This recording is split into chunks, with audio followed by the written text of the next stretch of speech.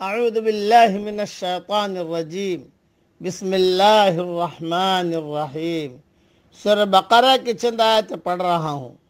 الشیطان یعدکم الفقر ویأمرکم بالفحشاء، شیطان تم کو محتاجی سے ڈراتا ہے اور بری بات کی تلقین کرتا ہے۔ واللہ یعدکم مغفرۃ منہ وفضلا، اور اللہ وعدہ دیتا ہے اپنی بخشش کا اور فضل کا۔ واللہ واسع علیم، اور اللہ وسعت والا ہے، جاننے والا ہے۔ یؤتی الحکمت من یشاء، وہ جس کو چاہتا ہے حکمت دے دیتا ہے۔ وَمَن يُؤْتَ الْحِكْمَةَ فَقَدْ أُوتِيَ خَيْرًا كَثِيرًا، اور جس کو حکمت ملی اس کو بڑی دولت مل گئی۔ وَمَا يَذَّكَّرُ إِلَّا أُولُو الْأَلْبَابِ، اور نصیحت وہی حاصل کرتے ہیں جو عقل والے ہیں۔ مختصر میں نے پڑھا ہے اور سمجھا دیتا ہوں کہ اللہ تعالیٰ کا کیا مقصد ہے۔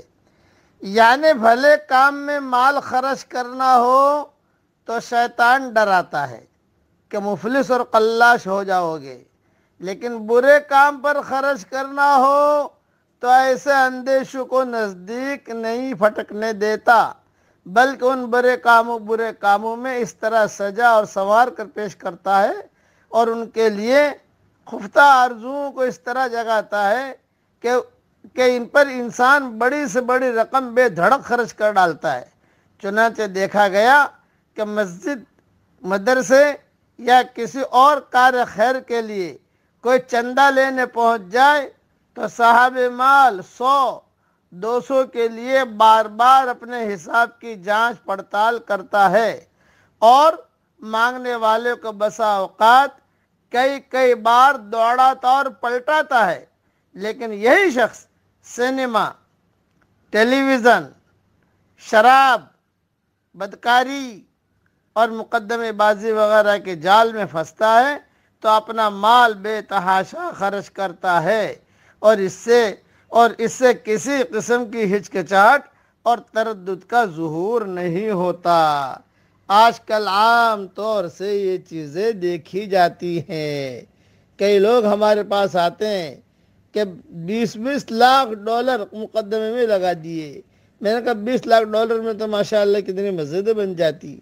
اس لیے شیطان کی عادت ہے تو وہ آگے پیچھے کر کے آدمی کو جو ہے وہ ڈراتا رہتا ہے۔ اس لیے اللہ کے راستے میں خرچ کرو اور اللہ جل جلالہ عما نوالہ کے بتائی باتوں پر آدمی چلتا رہے۔ اب میرے ساتھ پڑھ لیجئے۔ اللہم انی اسألک من فضلک ورحمتک